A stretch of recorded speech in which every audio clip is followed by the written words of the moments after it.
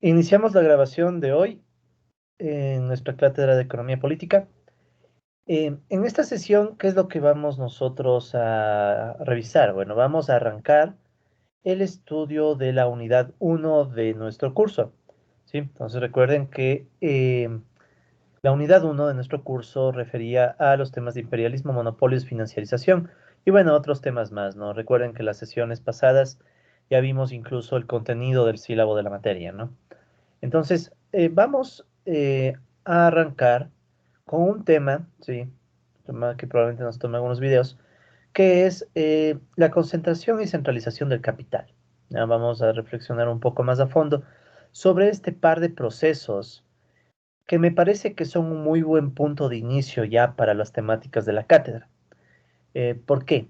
Porque estos procesos de concentración y centralización del capital son bien peculiares y parecen vigentes en el capitalismo, incluso en las épocas de las peores crisis, como vamos a ver en unos minutos, ¿sí? Pues creo que este es uno de los mayores logros intelectuales dejados por Karl Marx, ¿sí? En su obra Cumbre El Capital, que no ha sido muy bien trabajado, no fue muy bien trabajado por el propio Marx.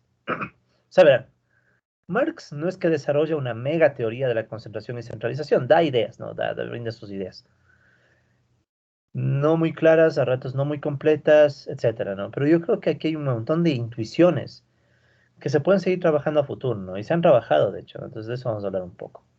Entonces, bueno, dentro de ese tema, que si se fijan en nuestro sílabo es uno de los primeros temas de la unidad uno, es el primer tema de la unidad uno, vamos a hacer un pequeño análisis, ¿sí? Un pequeño análisis primero de la crisis del coronavirus, la crisis que me voy a permitir llamarle COVID-19, ¿ya? Entonces vamos a hablar un poco de la crisis COVID-19 y cómo partimos de esa crisis y terminamos en la opulencia y la riqueza de los grandes capitales que en esencia dominan el mundo, ¿no? Entonces, vamos ahí. Bien, entonces hablemos un poco de la crisis COVID-19, que bueno, a estas alturas es evidente que todos la entienden, la conocen, la han sufrido de algún modo, ¿no? Todos ustedes, yo también. Entonces, bueno, la pandemia, sí, la pandemia del COVID-19 que fue reportada ya en el año 2019 en la ciudad de Wuhan, en China, y que ahora sabemos que está en todo el mundo, siendo el 7 de junio de 2021 seguimos en pandemia. Dejo esto de reporte porque, claro, yo he venido dando clases y este es nuestro tercer semestre virtual. Y en cada una de estas clases, desde que empezó la pandemia, yo estaba haciendo esta introducción sobre la crisis. Recuerden que nuestro curso tiene mucho contenido sobre la crisis en general, ¿no? Vamos a estudiar las crisis, entonces creo que es bueno empezar con la crisis del COVID.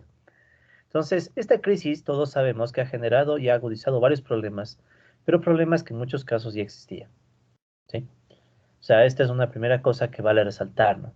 Por ejemplo, un problema claramente agudizado por la crisis es la propia problemática sanitaria, las limitaciones de los sistemas de salud. Eso ya existía. Claro, no en la escala o magnitud que ahora vivimos, pero ya existía. Problemas en el sistema educativo que estamos viviendo hoy por hoy, también ya existían. No nos vamos a engañar y a cerrar los ojos y decir que antes de la pandemia el sistema educativo era perfecto. No. Lo que me parece que está sucediendo es que la pandemia del coronavirus ha agudizado, o sea, problemas que ya existían, los ha vuelto mucho más graves. El desempleo ya existía, peor el desempleo juvenil, bastante. Pero con el coronavirus, esa situación se ha agravado, ¿sí? Ahora, a esta primera situación, ya que es una situación propia de la pandemia, o sea, más bien es una situación incluso sanitaria, le podemos agregar algo más, y es que las varias economías del mundo, no todas tampoco, pero varias, la mayoría, viven su peor crisis desde la Gran Depresión, ¿ya? Recuerden que la Gran Depresión fue una mega crisis que duró o estalló en 1929, ¿sí? Con la caída de la bolsa de valores de Nueva York, Wall Street, y duraría prácticamente hasta 1939, hasta casi el inicio de la Segunda Guerra Mundial. Esa es la mayor depresión, la mayor crisis que ha vivido el capitalismo en toda su historia. Sí, una crisis larga, prolongada, que en muchos casos algunos alegan que fue uno de los mayores detonantes de la guerra, de la Segunda Guerra Mundial, porque empeoró gravemente sobre todo la situación en Europa, especialmente en Alemania, que, bueno, Alemania venía de perder la Primera Guerra Mundial y la firma del Tratado de Versalles, en las cuales Alemania cedió un montón de cosas, sobre todo a Francia y a Inglaterra, le significó a Alemania una destrucción de su economía que dio paso a la consolidación del nacionalsocialismo, ¿no? Y bueno, toda la historia que está detrás de eso. Pero a lo que voy, ¿no? O sea, estamos hablando de una crisis, ¿sí? La crisis del COVID-19 de esas magnitudes, ¿sí? No ha superado la Gran Depresión, no, tampoco estamos hasta ese nivel, pero casi, estamos peleando por esa situación. ¿Qué más podemos decir? Lo real, lo real, sí, porque bueno, esto es muy amplio, ¿no? Es como, bueno, sí, el mundo y todo, pero ¿qué es lo más real, lo que todos vivimos? Todo se ha vuelto más incierto. O sea, yo diría que una de las principales características de esta crisis es la incertidumbre. ¿Qué es la incertidumbre? No tener claro el futuro, no tener claro cuáles son las posibilidades del futuro, o si sabes cuáles son las posibilidades del futuro, no sabes cuál es más o menos probable, ¿sí? Tal vez la mayor incertidumbre es la propia salud.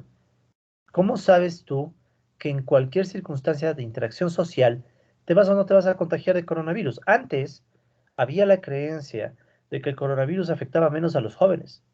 Digo creencia porque ahora tenemos evidencia de que el coronavirus en sus variantes, han surgido una cantidad enorme de variantes, ahora sí golpea con más fuerza a jóvenes y vemos poblaciones de 20, 30 años en UCIs o incluso falleciendo.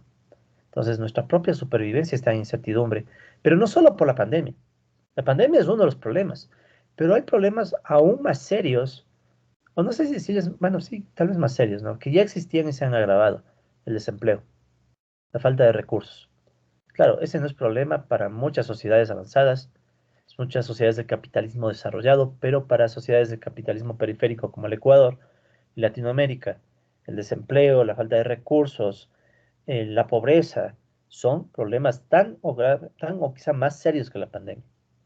Entonces, claro, ponerle a decidir a la gente entre la incertidumbre de morirse en las calles con coronavirus o morirse en la casa del hambre porque no ha ido a trabajar. Es una cosa bien compleja, ¿no? Entonces, centrándonos en los sectores populares. Este es un término que, miren, aquí en esta sesión voy a usar un lenguaje no muy apegado a la economía política en rigor, ¿no? Es más bien, digamos que es una introducción y estoy usando un lenguaje más informal, ¿sí? Porque esto de sectores populares es muy genérico, ¿no? No se sabe muy bien, bueno, cuáles son los sectores populares. Pero tenemos una intuición, y entonces quedémonos con esa intuición. Los sectores populares, los sectores que no tienen el poder en nuestras sociedades, todos sabemos, han perdido miles de vidas y enfrentan múltiples crisis, ¿sí? De hecho, ¿cuáles son esas múltiples crisis? Me voy a permitir compartir con ustedes, ¿ya? Disculpen que haga esto, se me ocurrió ahorita. Voy a compartir con ustedes un trabajo que todavía está, digamos, está en ciernes, ¿no? Académico, libro, pandemia. Bueno, no quiero compartirles todo el trabajo, solo quiero compartirles este esquemita, verán. Este esquemita que están viendo en pantalla, que ahorita lo voy a poner en nuestras láminas para un poco ir empatando. Aquí, ya, disculpen. Ya. Entonces, verán, el esquemita que les estoy poniendo ahorita en pantalla, ¿sí? Este que está aquí, es un ejemplo nada más, de cómo la crisis se está dando a nivel de hogares. O sea, no estamos hablando de la crisis de las grandes empresas, sino de familiares, de amigos, de personas incluso tal vez algunas cercanas a ustedes, ¿sí? Esto viene de una investigación que estoy terminando de realizar justamente sobre el coronavirus, que espero salga publicada pronto, es un librito, en el cual levantamos una encuesta en línea, que bueno, al ser una encuesta en línea no tiene representatividad nacional, es más bien, es descriptiva nada más, ¿sí? Pero pese a ser solo descriptiva, se pudieron encontrar relaciones estadísticas entre algunas variables, ¿ya? No les voy a entrar en el detalle de eso, no me interesa el detalle. Quiero que captemos la intuición. Entonces vean, por ejemplo, cómo problemas económicos como la caída de ingresos del hogar o la incapacidad de encontrar empleo de algún miembro del hogar, incluso la propia exposición laboral del coronavirus, se vinculan con muchas otras problemáticas, ¿sí? O sea, esta es una crisis bien tenaz en donde se llegó a ver que, por ejemplo, la pérdida de familiares por un posible coronavirus tenía vínculo estadístico con la falta de empleo. O resulta ser que la falta de empleo tenía cierto vínculo estadístico con la incapacidad de ingresar al sistema de salud. Obviamente también hasta con la vulnerabilidad educativa, entendida vulnerabilidad educativa como la posibilidad de que alguna persona deje de estudiar. Y así sigue viendo, caída de ingresos del hogar también tenía vínculos, por ejemplo, con las dificultades económicas para hacerse unas pruebas contra el coronavirus, obvio, ¿sí? Y también vimos vínculo entre la caída de ingresos del hogar y el propio contagio de coronavirus. Entonces, esta es una de las características de la crisis que se está viendo bastante en los hogares, por ejemplo, ¿no? Un vínculo en donde lo económico, sí, para darles un poco de contexto, ¿no? Las variables en rojo más o menos tratan de acercarse a la cuestión económica, donde la situación económica se empieza a vincular con los problemas de salud. Sí, y estos solo son algunos, seguro que un estudio más amplio encuentra más cosas. Incapacidad de ingresar al sistema de salud, la vulnerabilidad de la gente que percibe para enfrentar contagios, pérdida de familiares, pero también se enfrentan a otros problemas como la educación, perdón, educación, ¿no? La vulnerabilidad educativa. Y esto probablemente lo han vivido ustedes, ¿no? O sea, esa todavía no realidad, pero posibilidad de que en algún momento se deje de estudiar, sobre todo si algún familiar se enferma grave y tienes que dedicar recursos y tiempo a salvarle la vida. Y es más, aparte de eso, también tenemos cuestiones de género. La crisis actual tiene entre sus mayores víctimas a las mujeres, ¿sí? Mujeres que han tenido que aguantar, por ejemplo, la sobrecarga del trabajo del cuidado del hogar, ¿sí? Incluso con la posibilidad de que se afecte su salud. Y aparte una distribución desigual de ese trabajo, ¿no? Entonces, hay una cantidad de factores que están entrando en la crisis, ¿sí? Que le vuelven una crisis múltiple. Una crisis múltiple que en los hogares, obviamente, la cuestión más grave es la pérdida de familiares, pero la incapacidad de encontrar empleo también es un factor que se conecta con un montón de otras cosas, ¿sí? Entonces, esa es la situación, ¿no? Entonces, a eso nos referimos con las múltiples crisis que viven los hogares en estas épocas, ¿ya? ¿Qué más? Otros sectores, y esta es la parte que me interesa resaltar también de la exposición de hoy. Pese a que los sectores populares viven una crisis en todo sentido prácticamente, ¿sí? Temas de salud mental, temas de, por ejemplo, incapacidad de atender con normalidad un negocio propio. Esta es una cosa que le pesa a mucha gente. En el estudio que hicimos a muchas personas les afectó el hecho de no poder atender con normalidad sus negocios propios, sus tiendas, sus ventas en la calle, etcétera. O sea, es una crisis múltiple, ¿sí? En cambio, otros sectores se han visto beneficiados de la crisis y se siguen enriqueciendo o hasta se enriquecen de forma más acelerada, ¿ya? Esta es una de las paradojas, de las contradicciones, que de hecho en el capitalismo es normal. Mientras unos sectores están poniendo hasta muertos por miles o millones, ya vamos a ver algunas cifras, en cambio hay sectores del mundo, del país, etcétera, que se siguen enriqueciendo y lo hacen a ritmos acelerados y ni siquiera tienen el interés en contribuir de algún modo para poder enfrentar la situación. Hemos oído mucho esa contradicción, ¿no? Tenemos que reactivar la economía. Reactivar la economía es una frase típica de estos tiempos. Pero ¿alguna vez se han puesto a pensar, bueno, ¿qué es la economía? ¿La economía de quién? ¿Por qué ese cuento de reactivar la economía en general es un cuento? ¿Sí? Porque hay economías que están reactivadas desde el inicio, no están ni siquiera reactivadas, están más que activadas.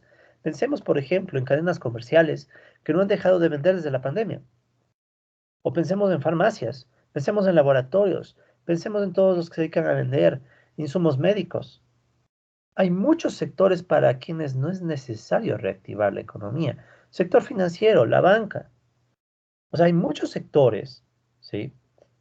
Que se han enriquecido en esta época. Claro, nos dicen, no, es que cuando decimos reactivar la economía, decimos la economía del pobre. ¿Creen realmente? O sea, dejémonos de ingenuidades. ¿Creen realmente que cuando los grandes medios, cuando mucha gente habla de reactivar la economía, cuando las cámaras de comercio, cuando estos sectores hablan de reactivar la economía, están pensando en la economía de ese pobre agente informal, de esa pobre persona que tiene que salir a las calles a tratar de vender algo para sobrevivir? Aquí esa gente se ha muerto de coronavirus y nadie ha dicho nada. Vamos a ver, incluso con algunos datos, que la situación es compleja.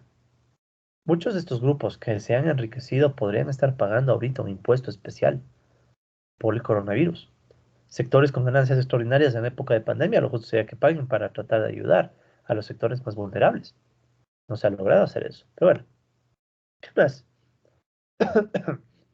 ¿Qué más podemos decir? Entonces, todos estos elementos forman parte de la crisis COVID-19. Una crisis que le podemos dar un carácter sindémico. La sindemia es un concepto bien interesante, ¿sí? Porque es un concepto que más o menos trata de decirnos que hay una combinación de problemas de salud con problemas sociales, ¿sí? Normalmente nosotros pensamos en términos de pandemia y ese es el concepto que los medios más han hecho popular. Pero existe este otro concepto de sindemia, ¿sí? El concepto de sindemia, que abre las puertas a discusiones más interesantes, porque claro, cuando hablamos de la pandemia estamos pensando en, bueno, los contagios, las víctimas mortales, cómo avanza el virus, cómo te cuidas, o sea, tema de salud, ¿no? Pero en cambio, cuando hablamos de sindemia, estamos pensando ya en una dimensión más amplia. ¿Cuáles son los problemas sociales que están interactuando con los problemas de salud y están agravando aún más la situación? ¿Sí? Eh, ¿Por qué es relevante este término? Y es un término que nos va a acompañar mucho en la clase, ¿no? Nos va a ser muy importante porque cuando analizamos la situación de la pandemia, la crisis sanitaria, pero viendo también los problemas sociales, podemos entender por qué no se resuelve la misma pandemia. Ejemplo, lo difícil que se ha hecho al mundo coordinar la entrega de vacunas. No se llega a coordinar entre países cómo hacer que los países pobres, por ejemplo, lleguen a tener vacunas. No se logra hacer eso, no se logra generar, ni siquiera se logra acordar cuántas vacunas realmente va a ir para los países pobres, ¿sí? Por cierto, el término sindemia fue acuñado por Merrill, antes de olvidarme, Merrill Singer, ¿ya? Antropólogo médico, allá por los años 90, la década de los 90. Y es bien interesante porque como que, como que es una característica de la crisis que no quiere discutirse mucho, ¿sí? La propia desigualdad del mundo puede hacer que la pandemia dure mucho más de lo que esperamos, ¿ya? Ejemplo fácil, pensemos que las mutaciones y variantes del coronavirus se vuelven extremadamente complejas. No en Estados Unidos, no en Israel, no en países como Europa, de Europa que ya están empezando a levantar restricciones gracias a la vacunación, sino en la India, donde hemos llegado a ver unas cosas tremendas, incluso ahorita hay este síndrome del hongo negro, que te carcome y te carcome al punto de prácticamente necrosarte la piel, el cuerpo. Tienen que amputarte partes de la cara, por ejemplo, si te da el hongo negro, mezclado con las bajas de defensas del coronavirus, ¿no? Entonces, ¿qué pasa? Que el mundo pobre, el mundo subdesarrollado, es el que puede dar más cabida a mutaciones del coronavirus, que después hasta podrían volver inefectivas a las mismas vacunas. O sea, es probable que pase eso. Hay gente que discute esa posibilidad. Entonces, bueno, el punto es que es una crisis en todo sentido. O sea, estamos en una crisis múltiple, pero repito, no todos, ¿sí? Y ahí viene el tema de la clase, ¿no? Concentración y centralización de capital. Bueno, hablemos un poco de la crisis económica, ¿no? Hay varias fuentes que han planteado las dificultades económicas que está viviendo el mundo a causa del contagio de coronavirus. De hecho, al inicio de la pandemia, bien al inicio, entre marzo y abril del año pasado, en 2020, por ejemplo, el Fondo Monetario Internacional, el FMI, inicialmente le puso un nombre a la crisis COVID-19 y le llamó el Gran Confinamiento. ¿Sí? El Gran Confinamiento. Esto fue más que nada porque recordemos que al inicio, ¿qué hizo el mundo? Y esto no fue solo el Ecuador, ¿qué hizo el mundo ante este brote del coronavirus y su declaratoria como pandemia en marzo por parte de la Organización Mundial de la Salud? Apenas se declara el coronavirus pandemia, todo el mundo declaró e implementó confinamientos masivos. El Ecuador también, eso recordarán que durante un tiempo teníamos toque de queda pasado mediodía en algunas ciudades, en el país creo que fue.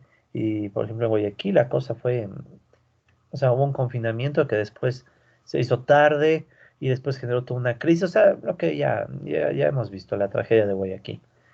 Pero bueno, el punto es que al inicio se le veía así, ¿no? Como el gran confinamiento. Sin embargo, con el paso de los meses ya no fue solo el gran confinamiento, fue mucho más que eso, ¿sí? Pero bueno, otros analistas sugieren a los gobiernos, eh, o sea, era tan grave la crisis, o es tan grave la crisis, que muchos desde el inicio ya decían que se debía actuar rápido y hacer todo lo necesario para recuperar la actividad económica, ¿ya? Estos son discursos de gente, de economistas, digamos, de renombre a escala mundial, ¿no? El Fondo Monetario Internacional, Baldwin y Weather escribieron un libro que era básicamente con este título, Actuar rápido y hacer todo lo necesario para salir de la crisis.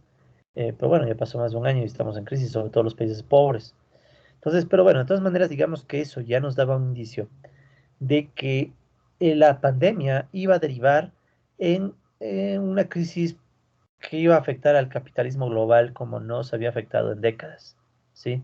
O sea, uno de los peores estancamientos que se puede ver en la siguiente gráfica, ¿no? Entonces aquí ustedes pueden ver, estimadas y estimados colegas, esta lámina, ¿sí?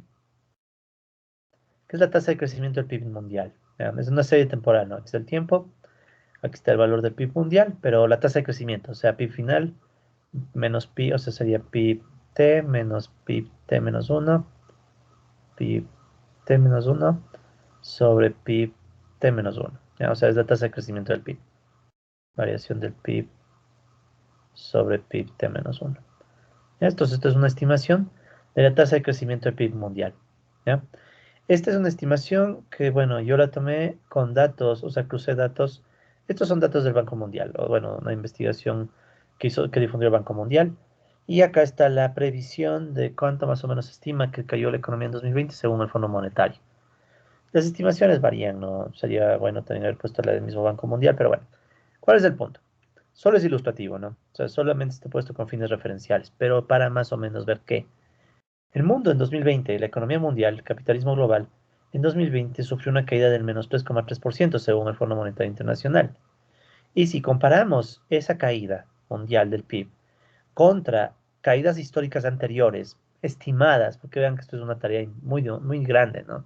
Saber exactamente cuándo cae la economía mundial es difícil, sobre todo tomando en cuenta que hay países que no tienen ni registros históricos. Pero bueno, resulta ser que esta caída del 2020, ¿sí? Es una de las peores, ¿sí? Una de las peores comparada con al menos el periodo de posguerra, ¿no? O sea, desde la Segunda Guerra Mundial no vivimos una crisis así. Y bueno, si consideramos que la guerra viene como una sola gran crisis junto con la Gran Depresión, o sea, más o menos desde por aquí. Si consideramos que todo esto es una sola mega crisis, ya, o sea, el mundo cayó en el 29, si ven que en el, bueno, 30 cayó en menos 4,5, esta es la crisis de la Gran Depresión, ¿no? Pero como va arrastrando, nos lleva hasta, podríamos decir, la Segunda Guerra Mundial. Entonces, digamos que todo este periodo es un periodo oscuro, ¿no? De crisis, guerra, etcétera. Pero después de ese periodo, el mundo no había vivido una crisis tan grave como la anterior crisis que el mundo vivió, que hasta ese momento era la peor, era una crisis que ustedes pueden ver en el 2009. Entre el 2007 y el 2009, al menos estos son los años oficiales, para lo que se llama la crisis financiera, lo que se llama, sí, la crisis financiera internacional. En la crisis financiera internacional. De hecho, tenemos unas clases sobre este tema. Es un tema bien interesante. Sí, es un tema bien interesante y no les voy a mentir. Esta fue una de las motivaciones para yo estudiar economía. La crisis financiera internacional, en su momento, entonces que nos íbamos a imaginar una mega pandemia global, pues la crisis financiera internacional fue una crisis que surgió estrictamente por la especulación financiera en Wall Street, en Estados Unidos, pero se extendió a todo el mundo, a todo el mundo. Entonces fue una crisis que surgió de la especulación financiera. O sea, hasta antes de la pandemia, esa era la peor crisis que vivió el mundo. ¿Sí? Una crisis que fue grave, generó el desempleo de millones de personas. En Estados Unidos el desempleo creció. O sea, fue una crisis considerable. Es una crisis considerable. Muchos empezábamos a creer que el mundo podía cambiar después de esa crisis. Y eso me motivó a estudiar economía. Sí, yo en ese entonces recién empezaba a estudiar economía y me metí a estudiar porque me pareció fascinante el tema de las crisis. Fascinante y cruel, ¿no? O sea, por qué en una crisis no se desprenden los grupos más poderosos de un poco de lo que tienen o de algo de lo que tienen? Y se prefiere desahuciar, dejar sin casas a mucha gente perdió sus hogares en la crisis del 2009. en Europa, en España. Mucha gente quedó fuera, desahuciada.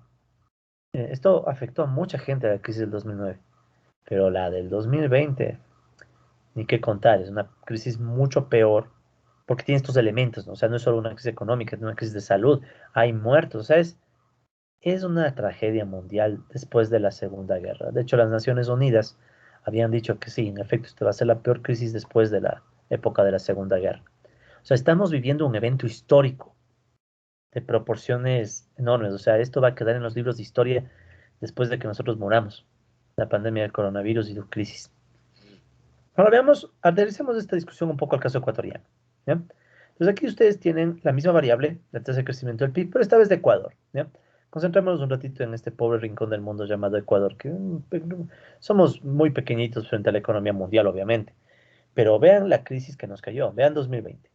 En 2020, el PIB ecuatoriano cayó en menos 7,8%, según últimas cifras disponibles por el Banco Central del Ecuador. Menos 7,8%. Esta es una caída, ¿sí? Inimaginable. O sea, no, ni siquiera imaginable para los economistas que hemos estudiado la economía ecuatoriana, al menos hasta antes de la pandemia. O sea, ni en nuestras peores pesadillas hubiéramos pensado que la economía ecuatoriana hubiera caído hasta el 7,8%. Y ojo, verán cómo yo estoy usando el lenguaje de economista, no estoy diciendo la economía ecuatoriana. Tomen en cuenta que el PIB solamente mide aquello que tiene precios en el mercado y se puede valorar en el mercado, ¿no? O sea, la economía ecuatoriana del PIB oficial no toma en cuenta mucho trabajo informal por ahí, ¿ya? O sea, tal vez la caída es peor todavía. Pero bueno, el caso es que el capitalismo ecuatoriano, tal vez sería un poco más justo llamarle así, aunque bueno, es complicado porque nuestra economía tiene muchos elementos informales y más informales. Hay muchas personas que son dueñas de su propio negocio o son comerciantes y entonces eso es un poco más difícil y hay que clasificarlos. O sea, es un tema complicado. No quiero entrar en detalle. Vamos a la intuición. El caso es que la crisis aquí nos ha significado una contracción económica del 7,8%. Igual, la peor crisis del Ecuador desde que hay datos comparables. O sea, es la peor crisis, ¿sí? Una crisis anterior tuvimos, no muy lejana, la del 2016, que fue una crisis o una caída provocada por el terremoto de Manabí, ¿sí? En abril de 2016. Me acuerdo muy bien porque esa semana del terremoto era la segunda semana en la que empezaba a dar clases en la Universidad Central. O sea, estaba yo empezando mi carrera como profesor en la Central. Ya tenía un poco de experiencia antes en otros lados, pero en la Central era la primera vez y realmente era tenaz porque ni bien uno empezaba, ya empezábamos con un evento tan trágico. Pero ojo, el Ecuador venía mal ya desde antes, ¿no? Si pueden ver que aquí las tasas de crecimiento han venido cayendo desde el 2010 en adelante, sobre todo 2015, ¿no? O sea, 2015, 16, 17 como que intentó repuntar un poco, pero no repuntaba. Y hasta antecitos del coronavirus estábamos mal. O sea, todo este periodo es de un estancamiento económico en el Ecuador incuestionable. O sea, estamos con un estancamiento económico desde el 2015. O sea, ya veníamos mal. Pero bueno, no quiero agobiar con ese tema muy concreto del Ecuador, sino más bien lo global. O sea, lo histórico. La crisis del coronavirus, ¿sí? La crisis del coronavirus le barrió a cualquiera de esas otras crisis, ¿sí? Le barrió. Es más, le barrió incluso la crisis de 1999, la crisis financiera ecuatoriana, ¿ya? Esta es una cosa que hay que resaltar y muchísimo. Estamos en un momento histórico peor que el de la crisis financiera del 99, ¿sí? Aquí podemos discutir mucho, bueno, quiénes fueron los responsables, quiénes provocaron que desde 2015 el Ecuador esté estancado, el Ecuador se ha endeudado espantosamente y bueno, yo he estado metido en mil y un discusiones de eso, conferencias, debates y todo. No quiero entrar mucho en esa discusión porque está bien, o sea, eso es para ese momento, pero yo quiero que tengamos la visión de largo plazo aquí, en este curso. Y aquí, ¿qué es lo que vemos? Que la crisis actual es peor que la crisis del 99. Incluso nos ha costado vidas humanas, cosa que en el 99 sí fue, pero no tanto. Aquí estamos hablando, y vamos a ver datos, que más de 60.000 personas, o sea, más de 60.000 personas fallecieron por encima del promedio histórico en el Ecuador desde que inició la pandemia. Ya vamos a ver ese dato. Es decir, esta crisis no solo nos ha implicado la caída de 7,8% en el PIB, sino más grave aún, la muerte de 60.000 personas, por lo menos, porque este es un dato estimado. Claro, no es el dato oficial estimado con los fallecidos por coronavirus, es todas las muertes. porque el problema es que en el Ecuador no son confiables los datos. Y aparte, hay un fenómeno que ya estamos viendo aquí, que sucedió en el 99, la expulsión de gente. Más y más gente quiere salir del país, ¿sí? Más y más gente buscando pasaportes para salir de este país. O sea, estamos en una situación peor que la crisis del 99, ¿sí? Entonces, esto es para poner un poco en contexto, ¿no? ¿Qué otros periodos de la economía ecuatoriana han sido críticos? Bueno, por ahí pueden ver los años 80, también fueron graves, años de estancamiento. Salíamos en el 66 de unos años malos por la decadencia del boom bananero, ¿no? O sea, se acabó el boom bananero y los 60 no significaron los peores años. Y si ven que aquí hay un pico, ¿no? Entre los años 70. Ese es el primer boom petrolero, ¿no? Este es el primer boom petrolero del Ecuador, el primer boom petrolero. Y por cierto, esto de acá, que son unos picos más bajos, pero igual son picos, este podría más o menos decirse que es el segundo boom, ¿sí? El segundo boom petrolero. ¿Ya? Las clasificaciones no son fáciles, toca ver los datos, ver hasta dónde se puede llamar o no un boom, lo que sea, pero digamos que la intuición va por ahí, ¿no? Pero bueno, más allá de todo, estimados, 2020 en el Ecuador es la mayor contracción del PIB desde que se poseen datos comparables, ¿no? Sí hay datos anteriores, pero ya es más difícil compararlos, ¿no? Ya es más difícil. Pero estos son comparables, según series históricas del Banco Central. Entonces, nadie puede negar que estamos en la peor crisis de nuestra generación. ¿Sí? Ni sus padres y probablemente ni sus abuelos vivieron una crisis como esta. Y eso vale la pena aclarar, porque muchas veces se subestima la crisis. ¿Ya? Muchas veces se piensa que, bueno, chuta, pero es que mis padres vivieron una época peor y mis abuelos también. No es tan así. Les pongo un ejemplo fácil. Comparen la situación económica que ustedes, estudiantes, viven hoy, todo lo que les toca hacer hoy, el esfuerzo de estudios, tal vez algunos incluso trabajando, comparen con la situación de la misma gente, de las mismas edades, pero de hace unas generaciones atrás. Parece mentira, pero mucha gente está diciendo esto. Cada vez, cada crisis está poniendo en más vulnerabilidad a mucha población. Cada vez se vuelve más duro conseguir las mismas condiciones económicas que se conseguían antes, lo cual no significa que antes no era duro, también era duro, pero hoy estamos en la peor crisis de la historia reciente. ¿Sí? Y eso hay que magnificar. A veces uno no magnifica, ¿no? A veces uno dice, bueno, estamos en crisis, ya sabemos. El Ecuador, ¿cuándo no ha estado en crisis? De hecho, es real, o sea, el Ecuador siempre pasa en crisis. Pero esta es la crisis, la madre de todas las crisis, al menos reciente, y con muertos. Entonces, no es cualquier tema, ¿no? O sea, la crisis COVID realmente es una crisis tenaz. Y solo para ponerles todavía más en contexto, ¿cuáles son algunos impactos de esta crisis? Por ejemplo, la Organización Mundial del Comercio estima que en 2020, claro, son estimaciones, no repito, esto es difícil tener un dato certero, ¿no? O sea, son estimaciones, tómenle solo como referencia. Pero igual, vean, en 2020 el comercio internacional pudo haber caído en un 5,3%. El comercio mundial, o sea, exportaciones mundiales, importaciones mundiales, ¿sí? O sea, es una cosa, o sea, seria. ¿Qué dice la Organización Internacional del Trabajo? La Organización Internacional del Trabajo, en cambio, estimó que en 2020 las horas trabajadas se habrían reducido en 8,8%. ¿Qué significa eso de reducción de horas trabajadas? Hay personas que pierden trabajo, hay otras personas que se les baja la jornada para bajarles el sueldo o porque no hay demanda. O sea, en total dice que si todo esto se pasara a empleos, habría una pérdida equivalente de 255 millones de empleos a tiempo completo. Esa sería un poco más o menos la cifra. O sea, si pusiéramos las horas de trabajo perdidas como equivalentes en empleos, se habrían perdido 255 millones de empleos de tiempo completo. Ahora, es un poco más complejo, ¿sí? Pero bueno, en términos de desempleados, aumentaron 33 millones de personas y en población inactiva aumentó en 81 millones, ¿ya? Esto de la población inactiva es importante, verán. ¿Qué sucede? Es un tema metodológico. Cuando uno se queda sin trabajo y deja de buscar, ya no es desempleado, pasas a ser inactivo, ¿sí? Y eso es lo que a veces hace que el dato de desempleo sea bastante inexacto de la crisis. En crisis prolongadas como esta, mucha gente ha dejado hasta de buscar trabajo. Oficialmente, ¿no? Porque obviamente está haciendo cualquier cosita para sobrevivir. Pero mucha gente ha dejado de buscar oficialmente trabajo, formalmente. Entonces se le cuenta ya ni siquiera como desempleada, sino simplemente como inactiva.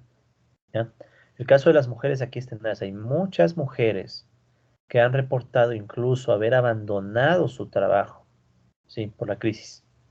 y han quedado confinadas al trabajo doméstico, al cuidado del hogar, ¿ya?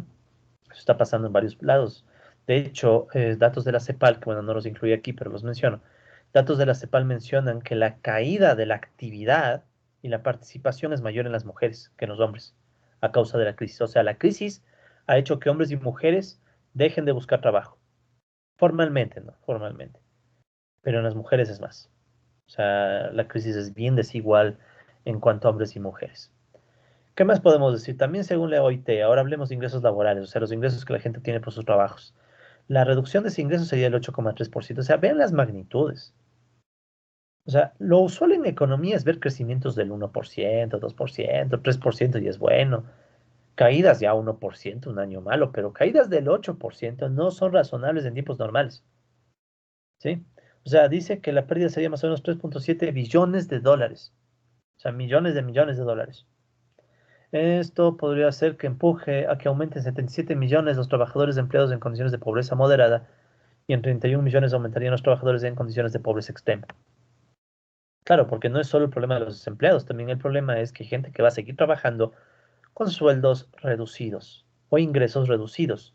Ese es otro lío de la crisis. La crisis está destruyendo ingresos. ¿Sí? O sea, puede haber que mucha gente no pierda el trabajo. Sí, de hecho, en el estudio que analizamos con estas encuestas virtuales, logramos alcanzar 253 personas. Si alguno de ustedes, no sé, tal vez alguno de ustedes accedió a esa encuesta y la respondió, les agradezco muchísimo, ¿no? De todo corazón. Es un estudio preliminar, ¿no? Con recursos limitados, tiempo limitado, pero esperamos, ya mismo saldrá un libro de eso, esperamos que ese libro ayude a posicionar el problema de la crisis ya como lo que es, como una crisis de verdad enorme, que hay que actuar ya. ¿Y cómo se actúa? Ya vamos a ver sobre cómo se actúa, pero el punto al que voy es que, bueno, hay una clara destrucción de ingresos. La gran mayoría de hogares encuestados, hay personas que respondieron por sus hogares en el estudio que hicimos, declaraba que había pérdida de ingresos. Es una caída generalizada. Canales para la caída de ingresos, muchos. Uno, deterioro del empleo. O sea, mucha gente habla de que se deterioró el empleo, bajaron las horas, no se cumplían o no se pagaban horas extra.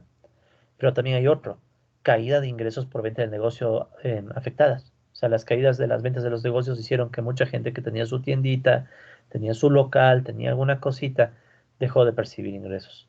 O incluso la gente que trabajaba en la calle, cachinero o vendiendo algo, y resulta ser que no tienes demanda porque ya no se vende como antes, porque la gente tampoco tiene ingresos para comprarte. ¿Sí? Entonces hay una destrucción de ingresos laborales que puede generar que muchos trabajadores terminen en la pobreza. Y hablando de pobreza, el Banco Mundial también tiene sus estimaciones. Se estima que la crisis COVID-19 aumentaría la pobreza entre 110 a 150 millones de personas. ¿Sí? Un número adicional, ¿sí? Adicional de personas pobres. Y aumentaría la desigualdad. ¿Sí? Entonces, ¿por qué? ¿Por qué aumentaría la desigualdad? Ahí viene el punto, o sea, hacia allá vamos, ¿no? Claro, la crisis genera pobreza, eso tiene sentido, o sea, eso es más fácil de entender.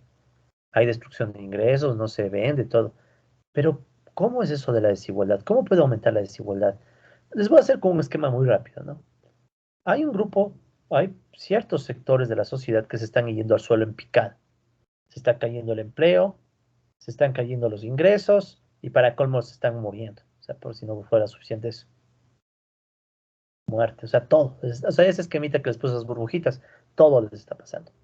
Pero hay otro sector de la sociedad que no cae o incluso está queriendo subir. ¿Sí? Hay otro sector para el cual el empleo no es problema. Ah, ni siquiera trabaja. Obviamente no es problema los ingresos, porque tienen tantos millones de dólares de ingresos que ni gastando 1 millón al año se acaban de gastar en su vida. ¿Sí? Y también, claro, tampoco el problema, bueno, tal vez el de la muerte sea un poco más complicado porque si se contagian de coronavirus no les salva ni la plata, pero es menos grave, incluso el problema de la muerte es menor aquí. ¿Por qué? Porque no tiene que salir a la calle a trabajar. Muchos empresarios, muchas personas que hablan de abrir la economía, les juro que aunque abran la economía, seguirán manejando la economía desde sus propios hogares, desde el búnker que tengan y manejando a las personas que tengan que trabajar realmente en la calle o tengan que estar ahí realmente en los locales o en donde sea. No todos, no, también puede haber gente que le toque salir, pero hay muchos que no. ¿Sí? Eso de ver a los representantes de las cámaras de comercio decir, abran la economía, y verles decir eso desde sus mansiones, abran la economía. Y la pregunta es, bueno, ¿y ustedes van a salir si quieren sus mansiones para que se abra la economía? Entonces, ¿qué pasa?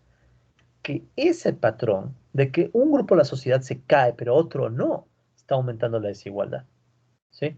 Eso se puede ver incluso en temas educativos. Ejemplo muy rápido.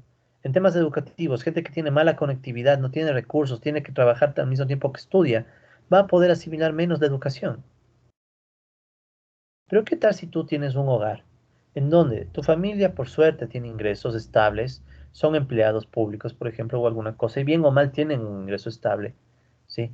O digámoslo de frente, son profesores, ya, por ejemplo, yo soy profesor, tengo un ingreso estable, ¿sí? Me ha tocado sacarme más del aire y todo, pero tengo un trabajo. Es más, tengo un trabajo que lo estoy desarrollando desde casa, o sea, estoy, no voy a mentir, estoy en el grupo que menos se ha impactado de la crisis y habrá también gente que sean estudiantes que tengan padres o familiares o ellos mismos un recurso estable, van a poder conectarse, van a poder ver dos, tres veces los videos, van a tener tiempo de tomar apuntes, van a poder ver el video de nuevo en YouTube, poner una pausita, tomarse una tacita de café y seguir. Entonces, para ellos capaz que hasta mejora la educación. Porque también seamos francos, tener un video en YouTube, tener láminas y eso son cosas a favor, si tienes los recursos. Entonces ahí también aumentan las desigualdades y eso es lo paradójico de esta crisis. Está aumentando desigualdades casi en todo.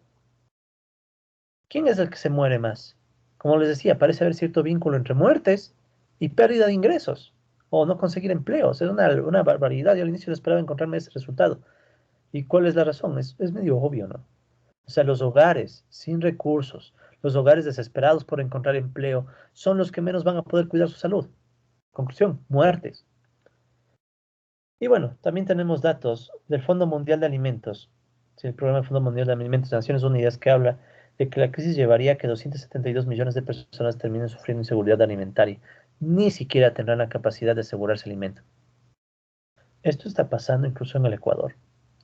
Poblaciones que ya están empezando a vivir.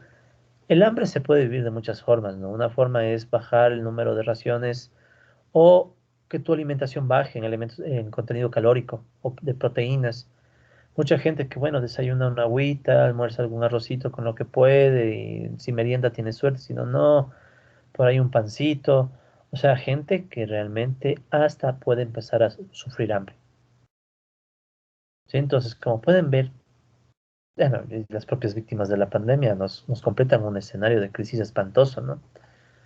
Pongamos algunos datos. Verán, ¿por qué les voy a presentar estos datos? Primero es un abreboca para el libro que ya digo, voy a sacar, entonces si quisiera que lo compren, está a un precio, va a estar a un precio de $0.00, porque el profe es muy inteligente para hacer plata.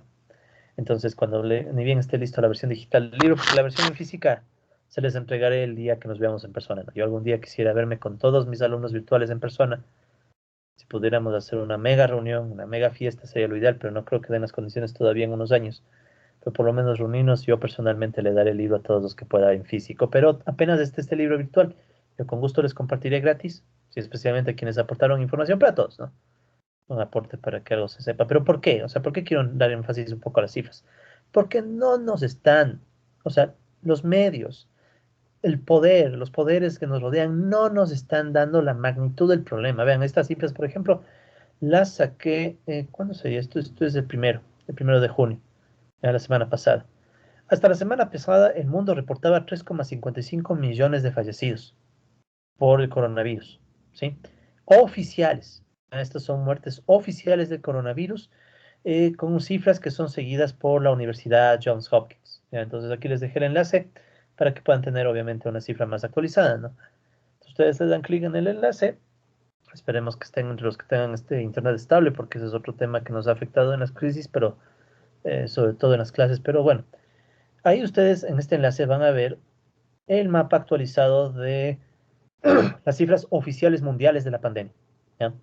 Que las van llevando la Universidad Johns Hopkins, ¿no? Entonces, la Universidad Johns Hopkins recoge los datos de las pruebas que hace el mundo de coronavirus, las muertes oficiales, y va juntando, ¿no? Y va juntando y va juntando. Mientras se va cargando, quiero que veamos algunas limitaciones de estos datos, que igual, o sea, estamos hablando de 3,5 millones de personas.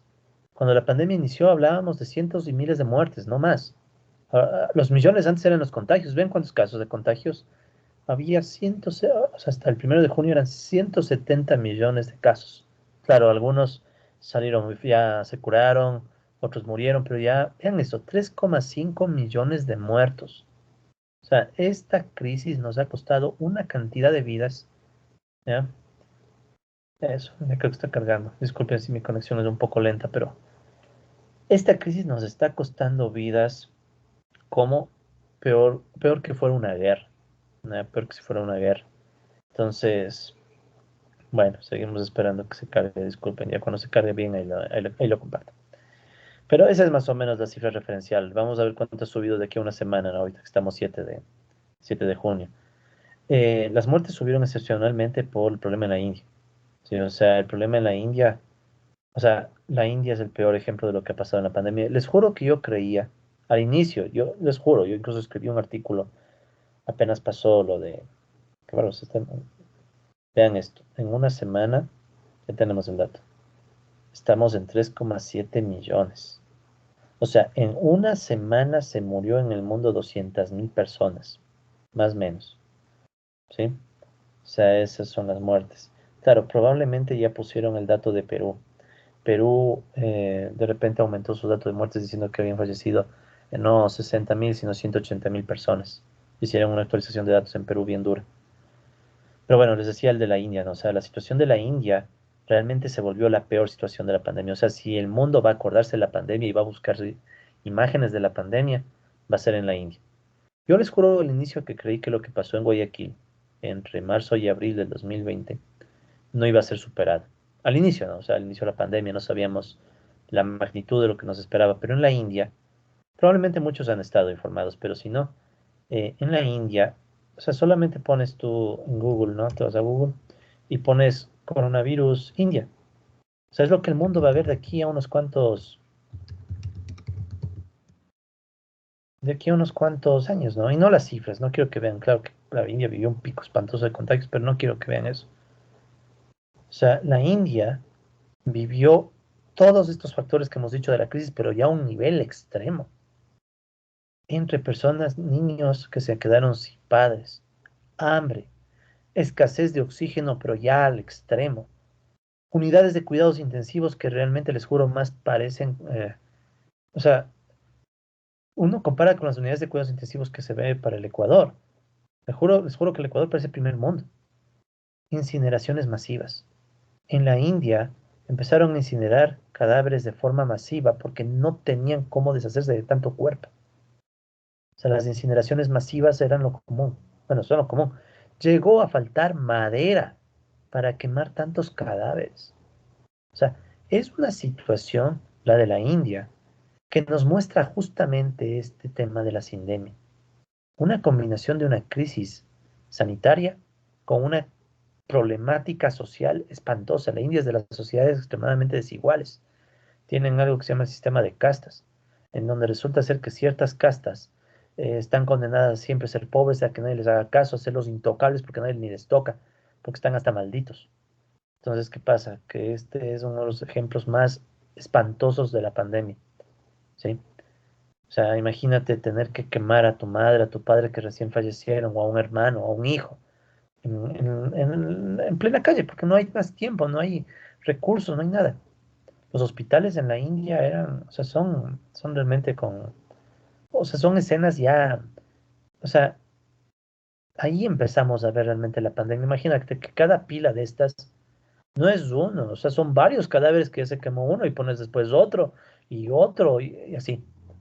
O sea, esa es la situación de la crisis del coronavirus, ¿sí? A escala mundial, ¿ya?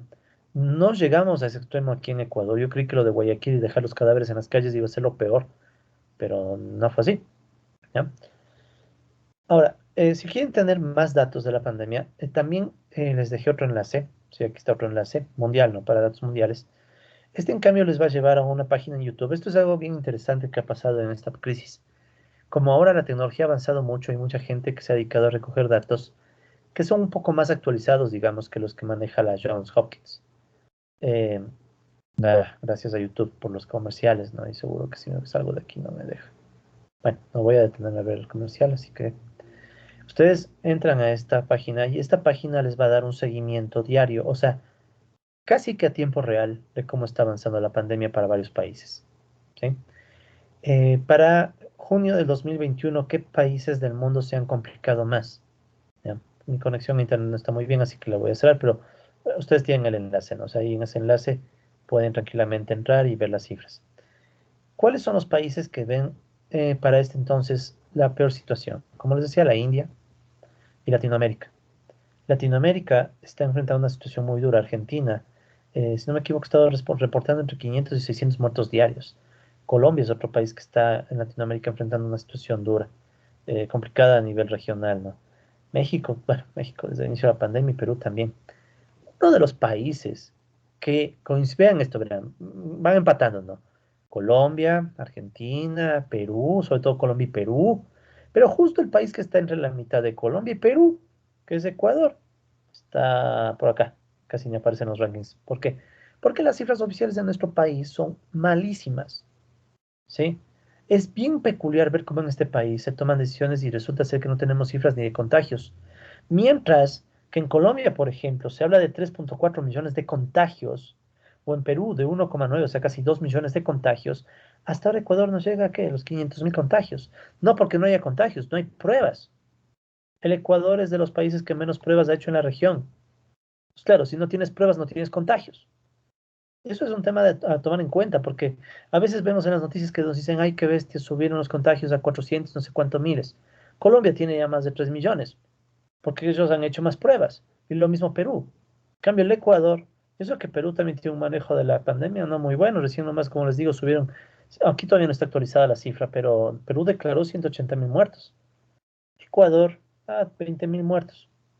O sea, no declaran todos los muertos que hay, pero bueno, situación complicada, ¿no? Aquí tenemos otro dato también. Estas muertes diarias, ¿no? Estas muertes diarias causadas por la pandemia por regiones del mundo. Entonces aquí pueden ver que entre las muertes diarias, sobre todo el último tramo, los puso la India, ¿no? Sí. La India es una población de unos 1.200 millones de habitantes más o menos. Es una barbaridad de población, ¿ya? Pero hay otros países que también han puesto muertos. Estados Unidos, no hay como negar, sí. Europa también ha puesto muertos, pero Latinoamérica también ha empezado a poner muertos. Pero ya, o sea, vean esto, vean la escala de muertos. Este dato es hasta mayo 23. Vean la escala de muertes versus el inicio de la pandemia.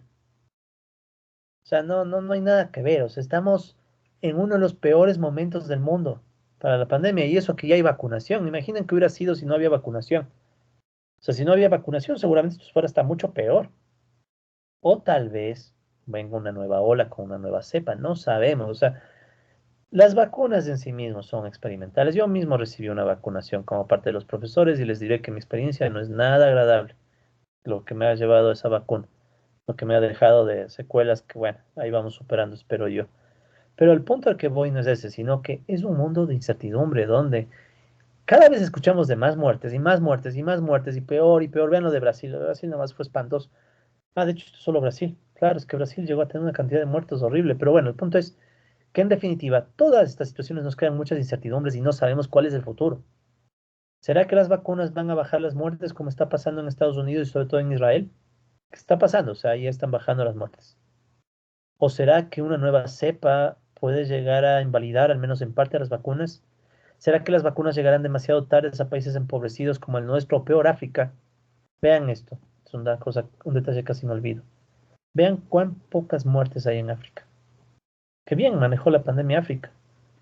Resulta ser que hay países africanos que no tienen ni registro oficial de muertes en tiempos normales. O sea, en el Ecuador nos quejamos de los datos, y sí, bien quejado. En África ni siquiera en tiempos normales saben cuánta gente se muere en su país. Peor en pandemia. Entonces, ¿qué pasa? Que no tenemos ni idea de qué estará pasando en África realmente. Algunos decían que no, en África se enferman menos, son más saludables, población más joven. En la India nos mostró que no. La India nos mostró que una población muy desigual, con situaciones de pobreza y todo, puede terminar en un caos. Entonces, no tenemos ni claro qué pasa en África porque no hay ni datos. ¿Saben eso? La desigualdad del mundo que ya existía, que en África era que no hay datos ni de muertes, ahora en la pandemia nos afecta el cómo medimos la pandemia. No podemos medir bien la pandemia porque no sabemos qué pasa en regiones del mundo que no tienen ni datos, ni pruebas. A África no están llegando ni siquiera todas las pruebas. O sea, en el mundo se producen varias pruebas para coronavirus, pero a África no llega. Entonces, África tiene una limitación muy seria, pues que en los rankings ni se ven países africanos. Es como que África no existiera. Por aquí aparece un país africano, por aquí está otro. O sea, si ven cómo los países africanos están al final, uno dijera que bien cómo manejan la pandemia. No, no existen porque no tienen datos. Claro, piensa en esto, en toda la crisis, ¿cuántas veces hemos escuchado algún reportaje que nos diga cómo está África? ¿Cuántas veces hemos escuchado las limitaciones que tienen los países africanos para, por ejemplo, hacer confinamientos? No hemos escuchado gran cosa. Pero es que, claro, si ni en tiempos normales al mundo le interesaba mostrar lo que era África, peor ahora. África ha vivido espantosas pandemias como la pandemia del ébola. Medios se nos dijo algo, pero nada más. Ahora, bueno, hay un dato dentro de las crisis del coronavirus que deben ustedes conocer y saber bien, colegas, que vale la pena que conozcan, que se llama el exceso de mortalidad. ¿Qué es lo que pasa? Como vemos, los datos oficiales son limitados y en países como el Ecuador es imposible confiar en esos datos, sobre todo por la falta de pruebas. O sea, no hay suficientes pruebas para medir cuando una persona muere si es coronavirus o no. Y aparte de eso, hay veces en las cuales a las personas que mueren les registran con otros síntomas. No les registran como coronavirus, le pueden registrar como gripe, perdón, como neumonía típica o cosas así. Hay unos casos bien jodidos, les invito a leer en la prensa y sobre todo relatos en redes. Hay mucha gente que relata que no, pues resulta ser que al familiar para sacarle del hospital el cadáver tuvo que reportarle no como coronavirus, sino de otra forma para hacer rápido los papeleos. Sobre todo al inicio de la pandemia pasó mucho de eso. Recuerden los muertos en contenedores. Entonces, mucha gente no llegó a ser ni siquiera identificada y su causa de muerte no llegó a ser aclarada. Entonces, para poder medianamente tener una mejor medición de la pandemia, existe este indicador que se llama exceso de mortalidad. El exceso de mortalidad es una estimación que más o menos lo que busca es comparar cuánto aumentó el número de fallecimientos por encima del esperado. Cuando decimos lo esperado, usualmente es calcular un promedio histórico. Ya aquí tienen algunas gráficas. ¿Cuál es la idea? Tomemos el caso ecuatoriano. Este es un seguimiento que hace el periódico el Financial Times, ¿no? Entonces ellos hacen un seguimiento de esto. Hay muchos que han empezado a hacer seguimiento de esto, con los países que tienen datos de muertos. Como les digo, África no tiene ni datos de muertos, entonces no se puede. Pero más o menos, aquí vemos el caso de Ecuador. Vamos al caso de Ecuador. Ecuador tenía oficialmente una determinada cantidad de fallecimientos en promedio, ¿no? Pero la pandemia ha provocado que los fallecimientos aumenten por encima del promedio. Fallecimientos por todas las causas, ¿no? No es solo por coronavirus. Esto es fallecimiento por todas las causas. Entonces, ¿qué es lo que hace este dato? Trata de estimar cuántos fallecimientos hubo por todas las causas. No nos importa cómo lo hayan registrado. Alguien dirá, pero ¿y la gente que se muere que no es coronavirus? También le contamos.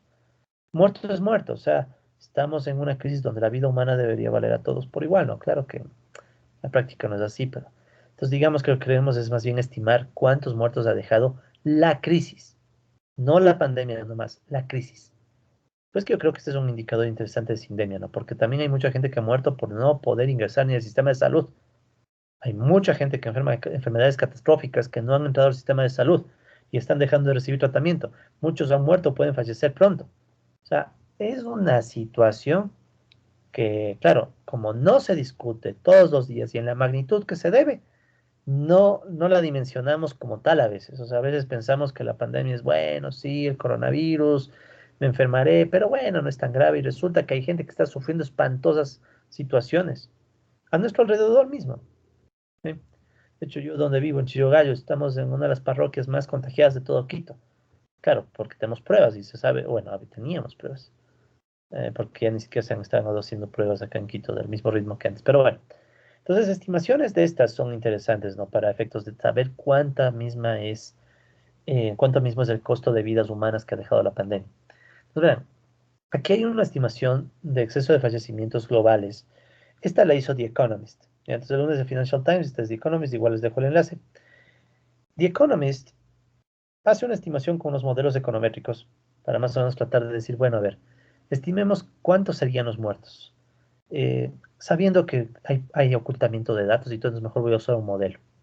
Entonces, con un modelo que realizaron ellos, habría que ver el detalle del modelo, ¿no? Siempre aquí también hay líos, pero bueno, ellos estiman, ¿sí?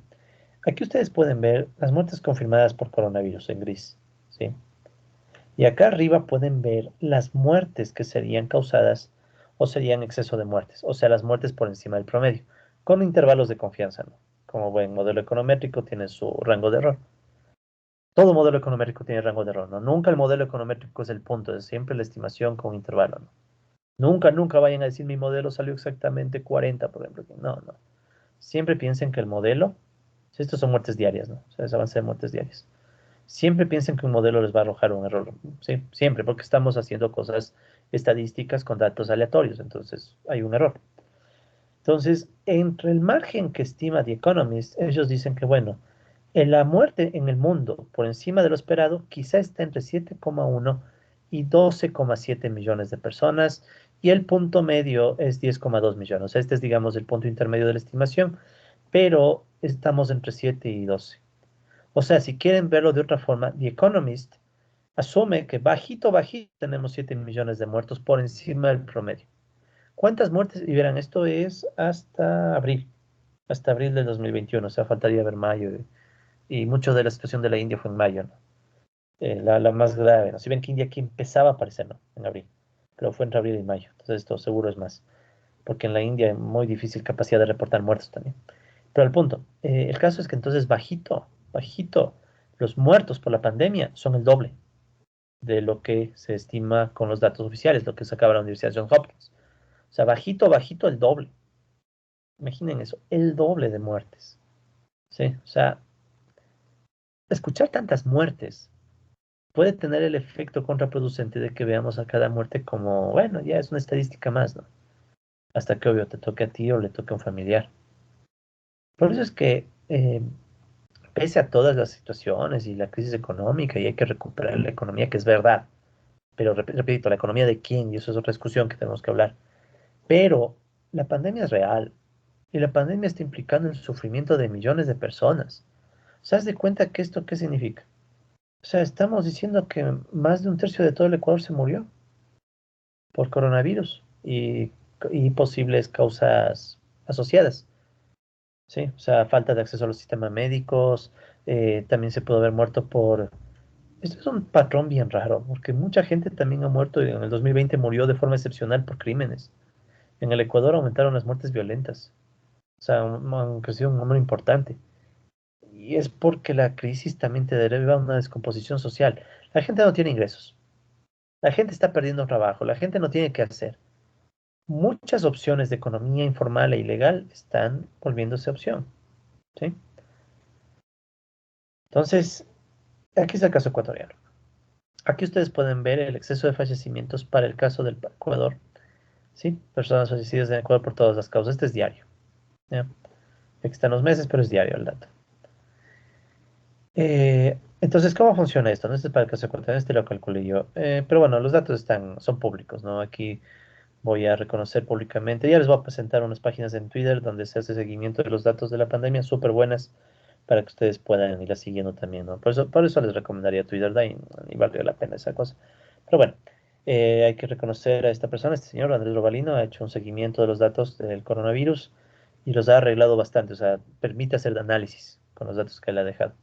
Entonces, este es uno de los análisis que muchos han hecho, no solo yo, yo hice el mío, pero se puede hacer de muchas formas. ¿Cuál es? Verán, ustedes tienen aquí una franja que está como que oscura, ¿no? Este es el promedio de fallecidos diarios entre el 2015 y el 19.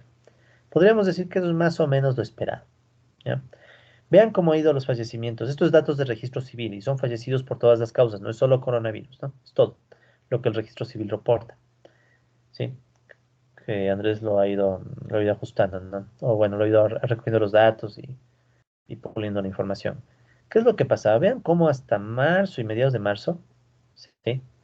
Como que estábamos dentro del promedio, ¿sí? Poquito más, poquito menos, pues estábamos ahí. Llega la barbaridad de Guayaquil, que este pico es Guayaquil. O sea, ese pico es, bueno, Guayas, porque también dura, ¿no? O sea, es Guayas, pero sobre todo Guayaquil. Entonces llega el pico, ¿sí? Y ese fue el peor momento de la pandemia que vimos en los medios, vimos que los cadáveres estaban hasta en las calles, todo ya. Todo el mundo vivió ese pico inicial. Sí, ese pico inicial que fue en el que ni sabíamos cómo reaccionar, donde a veces no había ni los cuidados suficientes en los espacios médicos. Las mismas personas de las trabajadoras de la salud morían porque no sabían cómo tratar todavía la enfermedad, no sabíamos qué era lo que venía. Pues claro, el shock inicial, el golpe inicial, ¿no? ¡Pum! Pero luego de ese golpe inicial, que repito, eso de hecho, si retrocedemos un momento a algunas láminas, es un golpe inicial que lo vivieron varios países del mundo, ¿no? O sea, no solo el Ecuador. Claro que nosotros ahí un poco exageramos, pero si se fijan, Reino Unido, algunos llegó más tarde, ¿no? Perú lo vivió duro, vivió Perú. Algunos no lo vivieron, otros sino Bélgica, Bolivia vivió, no digo, una situación. Sí, pero Ecuador está entre los que peor. La situación de Ecuador estaba comparable con la de Italia al inicio de la pandemia. O sea, de hecho, un artículo que escribí para Plan B hace ya más de un año. Ahí veíamos que el dato de Ecuador era de Guayaquil, de Guayas, eran peores o parecidos a los datos de ciertas ciudades italianas. La región, pero regiones como la de Bérgamo o como Nueva York. O sea, la situación si corregíamos por tamaño de población, ¿no? La situación de Guayaquil era más o menos como la de Nueva York, o la de Guayas, mejor dicho. Entonces, pero bueno, pasó eso y después ¿qué vino? Después vino un periodo bien peculiar en donde casi todo el tiempo, mejor dicho, todo el tiempo, hemos estado con muertos por encima del promedio. Todo el tiempo. Si ven, o sea, el hecho de que la línea esté por encima significa que tenemos muertos por encima del promedio. Y eso fue 2020. Luego miren qué pasa en 2021. En 2021 vuelves a hacer la gráfica, esta es la roja, ¿no? Y empieza a crecer, crecer, crecer, crecer. Claro, no es al mismo ritmo, o sea, no es que en un mismo momentito solo te cayeron todos los muertos de golpe como en Guayaquil. Pero hemos estado en un mes tras otro de acumulación de muertos y muertos y muertos, ¿sí? Cosa que ya se nos hizo normal, cuando no es normal, porque el promedio es lo que podríamos llamar normal. Y si sumamos todos los muertos, esto sería como sacar la integral debajo de estas curvas, ¿no? Si ustedes sacan área debajo de estas curvas, les saldría el número total de muertos. Entonces, si uno saca estos muertos por encima del promedio, Ecuador ya está por encima de los 60.000, más o menos, ¿ya? Más o menos. Poco más, poco menos, depende de la metodología de cálculo.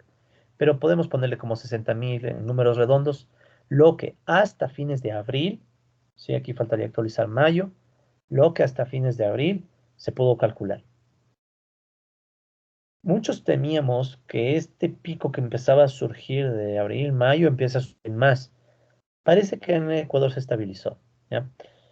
¿Qué se estabilizó? O sea, significa que se estabilizó, significa que estás por acá, pero estás con una cantidad de muertos por encima del promedio que se sigue acumulando. Ese es el problema. Cuando se normaliza, la nueva normalidad es una normalidad en donde todos los días hay muertos. Muertos que a veces no dimensionamos. Vean, eso les iba a decir, ¿no? Les voy a presentar. Sí, por ejemplo, aquí tienen un enlace más actualizado, ¿no? Porque obviamente esta es una lámina que no está actualizada, ¿no? Pero aquí tienen más actualizado. Este es el trabajo que han hecho gente que se llama el Observatorio Social del Ecuador. Han hecho un trabajo muy bueno justamente para hacer seguimiento de, por ejemplo, los fallecimientos por coronavirus, ¿no? Entonces aquí están los fallecimientos oficiales que yo casi nunca veo. Realmente el que yo suelo prestarle atención es este, ¿no? El dato de fallecidos por todas las causas, ¿no? Entonces aquí ustedes pueden ver la gráfica ya más actualizada. ¿Sí? Lo que pasa es que mi trabajo lo tenía que entregar, ¿no? Eso es de mi libro el que les estaba presentando. Pero aquí está más actualizada, ¿no? Pero ahí les dejé el enlace. Entonces que pueden ver. Aquí estamos en 2021. Esta es la región en azul, ¿no? Entonces la región en azul nos muestra que ya tuvimos un pico allá por abril y luego como que empezó a bajar, lo cual es bueno en términos comparativos, ¿ya? O sea, es bueno saber que estamos bajando. Pero si solamente nos concentramos en 2021, vean la cantidad de muertes por encima del promedio.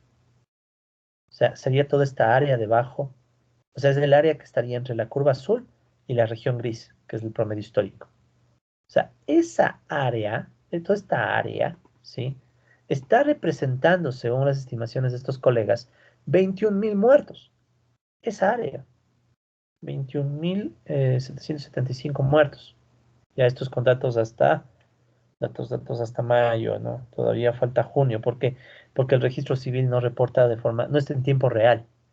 No es que tú te mueres el registro civil de un registro y le dan al sistema, no. Se demora el acta de defunción, después que registren. Normalmente tiene una demora de un mes o más todavía para que los datos se estabilicen. Entonces siempre los últimos datos de los últimos días no son confiables. Pues es que tú ves que al inicio esto se va hasta el suelo, ¿no? No es porque qué bestia ya no se muere nadie, es porque los datos del registro civil se demoran. Por eso es que no puedes confiar en el final de la curva. Pero más o menos esta área ya te dice 21.775 muertos y según los colegas estiman que en el 2020 hubo 45.000, sumas todo, ya tienes 66.000 muertos según esta fuente, por encima del promedio. Esto es un dato muy distinto a escuchar 10.000 muertes, 15.000, 20.000. Pero repito, este es un dato que yo, bueno, no diría no entiendo, yo entiendo. ¿Por qué no nos lo dicen con más claridad? Porque este dato suena muy diferente. Solo en Guayaquil, solo en Guayas, este chistecito del pico y la mal manejada crisis implicó 10.000 muertos, más o menos. Solo ese chistecito. Tal vez se acuerden, no sé si se acuerden, que cuando recién empezó la pandemia, muchos decían, no, no pasa nada, es como una gripe, inmunidad de rebaño, sé que se contagian y mejor se curan rápido. Se dejó jugar hasta un partido de fútbol en Guayaquil, entre Barcelona Independiente y Copa Libertadores, por ejemplo, con público. No fue estadio lleno, pero hubo bastante gente. Hubo eventos, hubo un montón de cosas que se dejaron hacer. Resultado, el pico, 10.000 muertos, de los que nadie se hizo responsable. Y ahora 66.000 muertes. Todavía no podemos decir que el gobierno actual tenga mucho que decir porque está empezando. O sea, recién creo que van 2 semanas o algo más. Bueno, un poco más. Pero el gobierno anterior realmente hizo un manejo pésimo de la pandemia. De hecho, hay un reportaje, si les puedo pasar el enlace, en donde ciertas autoridades de Guayaquil estaban más preocupados de no causar pánico que de decir la realidad de la situación. No, no causemos pánico, no se van a morir, no pasa nada, no podemos parar la economía. 10.000 muertos. Y ahora estábamos en una situación parecida. Sí, una situación parecida. Aquí hay una cosa que es bien peculiar, ¿verdad? No soy epidemiólogo, obvio, soy economista. Yo sumo hago análisis de datos estadísticos porque, bueno, tengo un poco de estadístico también. Entonces, uno puede ver que el coronavirus como que parece comportarse en olas. Sí, entonces, en el 2020 tuvimos una ola, la de Guayaquil, la espantosa. Tuvimos una segunda ola menos picosa, con menos pico, sí, menos picuda, pero más larga. Esta fue la de Quito. Sí, en Quito ya empezamos a vivir la situación de la pandemia, pero se prolongó más. Sí, porque se prolongó más, porque bueno, sabíamos, digamos, un poco mejor ya cómo enfrentar la pandemia. Si hubiéramos hecho algo parecido acá, capaz que evitábamos los 10.000 muertos de Guayaquil, pero ya está. Sí, entonces esta es la segunda ola y esta podría decirse que la que vivimos recién fue la tercera ola de muertes. Lo que no sabemos, y yo les juro, me da miedo, pero no sé, o sea, eso sería que ver si es que los epidemiólogos confirman, es que puede haber una cuarta ola y una quinta ola. ¿Sí? ¿Y por qué les digo esto? Déjenme ver si encuentro, pero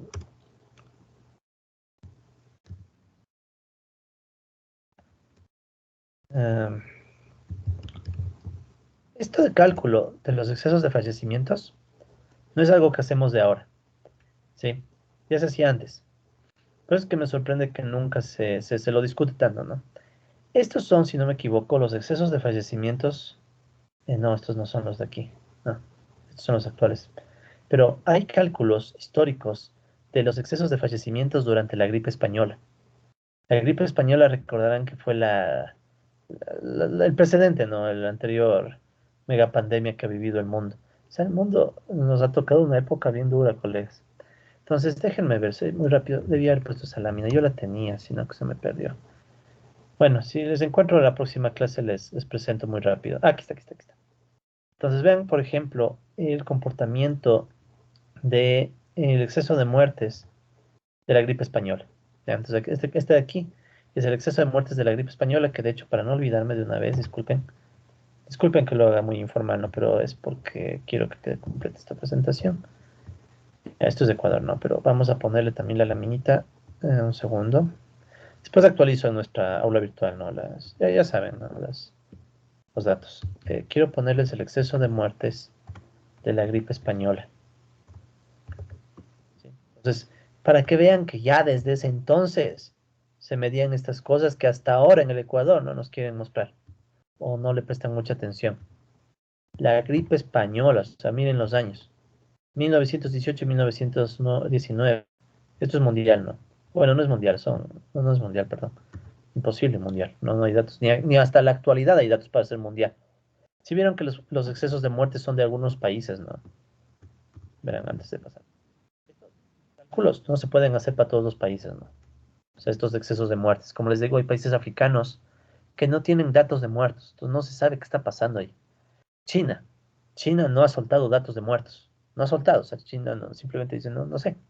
China está como los países que mejor ha manejado la pandemia, por ejemplo. Pese a que ahí pasó todo.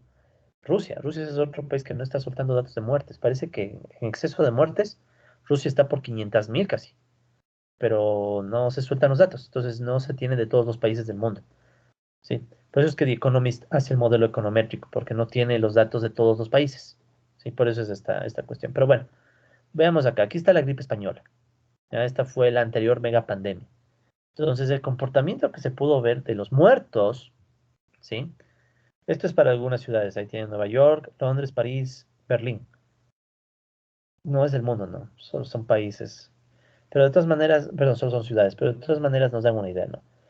Que la tendencia de las muertes podría ser de esta característica en ondas. Sí, podría ser. Sí, podría ser. De hecho, si no me equivoco, creo que el coronavirus de ahora es una variante de lo que se vivió en la época de la gripe española.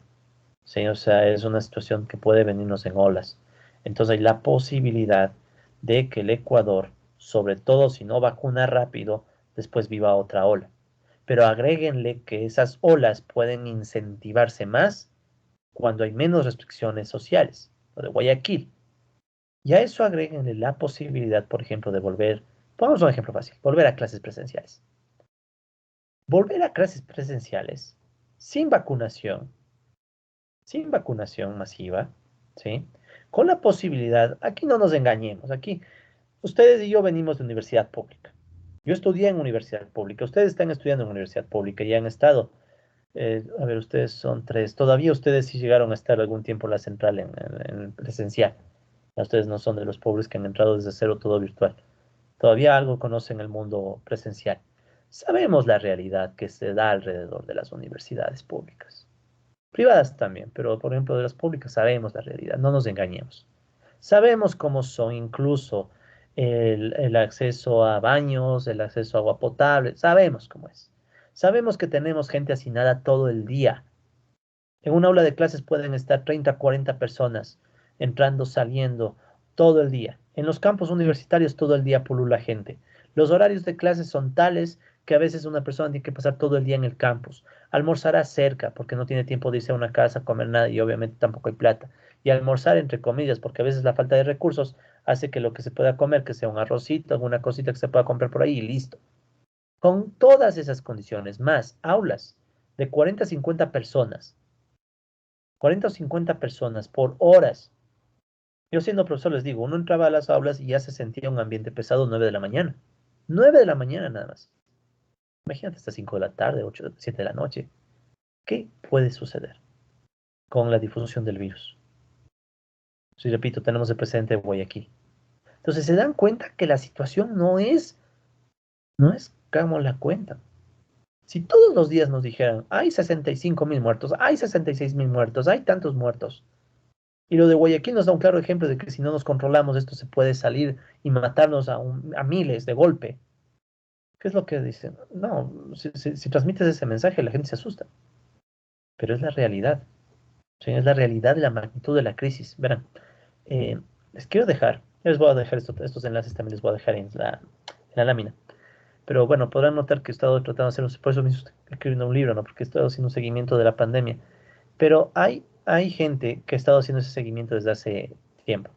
Y, por ejemplo, aquí les recomiendo la cuenta de este señor Carlos Oporto, ¿no? Él hace un seguimiento diario, súper bueno, súper completo, de cómo va la situación de la pandemia. Vean, él les da los casos oficiales, casos diarios, él también les explica los fallecidos oficiales según el Ministerio de Salud y también les da el dato de exceso. Él hace su propio cálculo, ¿no? Entonces aquí pueden ver que el exceso según él está en 60.500. Por eso les digo que el dato redondo es 60.000 ahorita. De aquí a un mes ojalá nos suba a 70.000, pero bueno, cómo van las cosas. Él también nos dice, vean cuántas pruebas ha hecho el Ecuador. Pruebas, 1.400.000. Colombia tiene 3.400.000 contagiados. Ecuador no llega ni al mismo ritmo de pruebas. O sea, para que se hagan una idea, ¿no? Este es un dato importantísimo, este que está aquí, verán, que dice positividad. Les estoy explicando esto para que puedan ustedes por su propia cuenta hacer el seguimiento de los datos, ¿no? Porque hagan de cuenta que en los medios no van a ver esto, entonces, para que ustedes mismos si quieren se conecten, si pueden de paso me pueden seguir, les agradecería, ¿no? A veces estoy en discusiones políticas, ahora menos porque estoy a full con las clases, pero si me pueden seguir, chévere, ¿no? Gracias. Y si no, no pasa nada. La cuenta interesante es esta, ¿ya? Bueno, yo también tengo datos, pero bueno, lo importante es esto, vean este dato, ¿no? Pruebas. Las pruebas escasas provocan que tengas un alto grado de positividad. ¿Qué es la positividad? De las pruebas que haces, ¿cuántas te salen positivas? 28-30% es altísimo, ¿sí? ¿Qué significa? Que de cada 100 pruebas, 28 te salen positivas, ¿sí? Y eso es porque haces pocas pruebas. Lo normal sería que esto se baje. No conozco el dato exacto a cuánto, 2, 3, 4% tal vez. Pero mientras más pruebas haces, se supone que deberías encontrar menos positivos. Igual les da el dato de hospitalizados y también les da el dato de vacunados. Hasta el momento Ecuador tiene con 2 dosis 5% de la población. Vamos bien, ¿no? Vamos bien. Y tiene unas buenas gráficas, ¿no? Él tiene, vean los casos diarios, también tiene los fallecidos diarios por todas las causas. Entonces, si ven aquí, él no pone la de Guayaquil porque se distorsiona la gráfica, ¿no? Entonces aquí está sin Guayaquil. Aquí pueden ver el último pico que tuvimos, ¿no? El de abril, de estos, recién. Pruebas analizadas, vean cómo el Ecuador se ha estancado en pruebas justo desde, qué bárbaro, ¿qué dice aquí? Bueno, creo que es mediados del 2020. O sea, bueno, perdón, diciembre creo que es. O sea, desde cierto periodo, Ecuador ya no aumenta las pruebas diarias analizadas. Al inicio aumentaba, pero desde cierto punto ya no hacemos pruebas al mismo ritmo, nos hemos estancado en el número de pruebas. Por eso es que los datos oficiales de muertos no son confiables. Vean este es un dato alentador si le vemos desde la tendencia, espantoso si lo vemos en global. Esta es la cantidad de hospitalizados en el país. Claro, llegamos a un pico, pero también el problema es que antes no se reportaba bien el dato, entonces al inicio esto está muy subestimado. Pero ¿cuál es el punto? El punto es que ahorita los hospitalizados activos han bajado un poco, pero no sabemos si esto, si ven, o sea, como que puede volver a crecer, ¿sí? Puede volver a crecer. Entonces, les recomiendo que sigan esta cuenta, Carlos Oporto, muy buena. Él hace un muy buen seguimiento de los datos y tiene muchas cosas más, ¿no? Que les invito a ver sobre los datos de la pandemia. También tienen esta página que dice Coronavirus News, súper buena, también les recomiendo. Este es más bien global. Esta les da datos globales de la pandemia y aquí ven, este es de los mejores datos que ellos tienen. El seguimiento diario, por ejemplo, de casos. Vean cómo están los casos. Casos COVID, último día, o sea, esto es de ayer. La India, Brasil, Colombia, Argentina, hasta Chile, vean. Como los principios. Y vean, Chile pasó por un proceso de vacunación masiva, ¿no? Y aún así Chile aparece entre los primeros países con mayor número de casos de COVID en el mundo en último día. Esto es del diario, ¿no? Ya saben los problemas de estas cifras, son datos oficiales con pruebas y todo, y aún así, vean, Colombia está entre los primeritos. Colombia está arribita de nosotros. Perú no aparece porque Perú es otro país que está liado con el coronavirus. Entonces, esta es otra cuenta que les recomiendo seguir muchísimo. Sí, ahí tienen datos, tienen noticias, ahí les van dando los datos y las noticias. ¿Sí? Israel resulta que es de los países, vean que está ya retirando el cubrebocas. Vean esa desigualdad, ¿no? Aquí preocupados de un montón. En África no tenemos ni datos. Israel puede darse el lujo ya de abrir todo. Sí. Vean Brasil. Brasil reportó en el último día 873 muertes. Es un número espantoso, pero bueno, ha bajado con respecto a otros días. Vean aquí las muertes de COVID del último día. Brasil, 775, la India, 2400, Argentina, bueno, está en 300, ha bajado un poco. Eso es lo que les digo, no sabemos, ¿no? Ecuador ni asoma en estas cifras porque los datos oficiales no dan. Pero les recomiendo que sigan esta cuenta también, ¿no? Ya les voy a dejar los enlaces para que también les sigan. Y también les dejo la cuenta, bueno, más que la de Andrés Robalino, ahí está el Andrés Robalino, ¿no? Pero más es la cuenta que él creó para el efecto de seguimiento de datos, el Coco Corona, ¿sí? Nombre singular. Entonces, aquí están los datos en bruto. Si a alguno de ustedes les interesa, por ejemplo, hacer series temporales, ya más o menos pueden intuir por dónde pueden hacer algo. Entonces, si alguien quiere hacer series temporales, uno puede usar estos datos. Aquí está la página en R, perdón, en GitHub, que uno puede descargarse los datos para usarlos y hacer análisis ya en R, análisis más estadísticos. Entonces, esos datos son súper interesantes para hacer ya análisis más profundos, ¿no? Ya más estadísticos de cómo está avanzando la pandemia. ¿sí? Entonces también les dejo, yo todos esos enlaces les voy a dejar en las láminas, ¿no? Para que ustedes puedan acceder. Pueda que por ahí alguien se motive y quiera hacer sobre la pandemia, sobre los datos de la pandemia, ¿no? Pero bueno, entonces, esa es la situación para muchos, ¿no? La muerte. O sea, un exceso de muertes, fallecimientos. Y de hecho les cuento muy rápido, ¿no? Al inicio de la pandemia se volvió un boom de datos que todo el mundo empezó a hacer modelos. Muchos amigos, conocidos, gente, estadísticos y demás empezaron a hacer modelos para ver cuántos contagios, cómo suben, y modelos econométricos, o sea, series de tiempo y todo, que después resultaron en muchos casos un fracaso porque los datos del gobierno oficiales son un desastre. Yo casi me meto a hacer eso, pero no hice, por suerte, porque ya se veía que los datos, o sea, lo de Guayaquil demostró que los datos estaban por otro lado. Los datos de Guayaquil te decían una cosa, veías en las calles los muertos, o sea, no había comparación, ¿sí? Después de ese boom inicial y una moda que surgió por los datos, mucha gente abandonó el tema, pero estas personas que les muestro son las que han seguido, ¿no? El Observatorio Social, gente como Carlos Oporto, Andrés Robalino y otros han seguido el análisis, ¿no? Y ellos siguen con los datos. Y cada vez tenemos mejores cifras, no perfectas, pero por lo menos tenemos registro civil. Esta para mí es la más confiable de todas. Por eso es que les presento esta sobre todo, que es la más confiable. Pero igual se demora y últimamente me da dudas hasta su registro civil. Pero bueno, entonces sería interesante cruzar modelos econométricos con esta situación, ¿no? De la crisis. Es más, ¿cómo avanza, por ejemplo, la pandemia por cantones? Aquí pueden ver que, por ejemplo, en la cuenta Cocorona, ¿sí? Aquí hay datos por cantones, Pichincha, Guayas, o sea, hay datos para analizar, ¿no? Hay mucho por analizar. Lo pueden cruzar con datos de población, por ejemplo, o con variables económicas. Eso también sería algo interesante. Claro, todavía no tenemos mucho tiempo para hacer con variables económicas, pero se podría, ¿no? Al menos hacer una propuesta de eso. Entonces, bueno, hemos hablado de la pandemia, la crisis, desde el lado de las muertes, desde el lado de los que sufren la situación más cruda. Hablemos un poco ahora de la crisis, más bien del otro lado. Y ahí ya empezamos a entrar a nuestro tema ya más teórico. Verán, pese a, como les decía, no, la crisis del coronavirus, entre las cosas que ha provocado es un aumento de los problemas que el mundo ya tenía. ¿Qué problemas ya tenía el mundo? Verán, solo en Estados Unidos, un par de autores, Saez y Zuckman, una lectura que está en inglés, les dejé como lectura opcional, ¿no? Si quieren la pueden leer, no hace falta, es opcional. ¿Qué me interesa? Que tengan la referencia. Ya, entonces, Saez y Zuckman en el 2020 estimaron que el 10% de contribuyentes en Estados Unidos, o sea, el 10% de las personas que contribuyen con sus impuestos, concentraba casi el 80% de toda la riqueza. Ya, o sea, magnifiquemos eso. Toda la riqueza pueden ser activos, empresas, capitales, acciones, toda la riqueza que se te ocurra. Resulta ser que solo el 10% de la población contribuyente en Estados Unidos concentra el 80% de esa riqueza. Y hagan de cuenta que esto era antes de la pandemia, ¿no? Porque usualmente un artículo cuando se publica es con datos de años anteriores, obviamente, ¿no? O sea, entonces ellos estimaban eso antes de la pandemia. Entonces vean el nivel de desigualdad en Estados Unidos.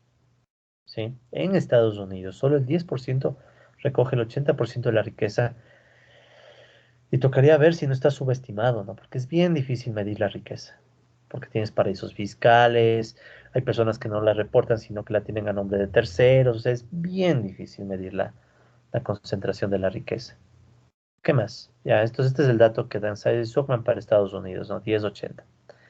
A nivel latinoamericano también tenemos una buena estimación, una intención interesante, que es el trabajo del Arco Tosoni y Castillo García. Este está en español, este sí es lectura obligatoria que les dejaré, o bueno, creo que está en el aula virtual.